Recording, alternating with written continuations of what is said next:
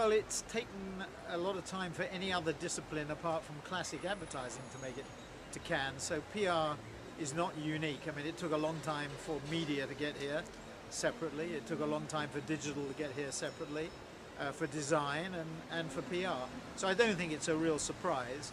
I think one of the disappointments this year, I think there were about 15 awards in the PR category, and I had a look at them. I just got here and had a look at them. I wasn't there at the ceremony, but only about 3 of them I think actually came from what I would call pure PR agencies, and that's a bit of a puzzle. It could be that they didn't know how to enter. There is a skill to entering and a technique, but it might also be that the agencies have a much bigger advantage in terms of the depth of their relationships here, their knowledge of how Cannes operates, and it'll take time maybe for the pure PR agencies to engage properly.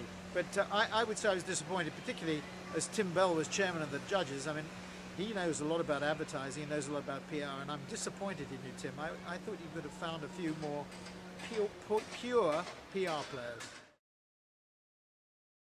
Well, PR has obviously got to have more prominence here at Cannes, and I think we've seen over the years that media planning and buying, or what we call media investment management, digital, design, we saw that with Rodney Fitch, became more and more important and significant here.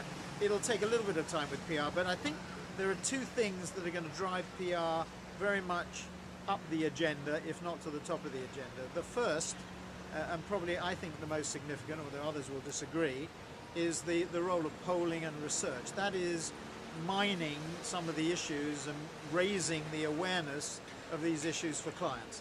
And the second thing, which is a much more popular, sexy thing to talk about, is digital. And there is no doubt that social networking is driving the importance of public relations and public affairs. Clients, because of the importance of social networking in driving brand awareness, their importance as a means of editorial publicity means paid for publicity is once again put into the shade by getting recommendations through editorials. So if I can get people to talk nicely about WPP in an editorial, it's far more effective. We know from the research from TNS and Millward Brown and PSB and others, we know that editorial publicity is much more potent than taking an ad next to the article. So polling, technology, numbers, science are driving PR to the top of the agenda. It's no longer purely who you know, it's what you know that counts, and I think that will drive PR forwards.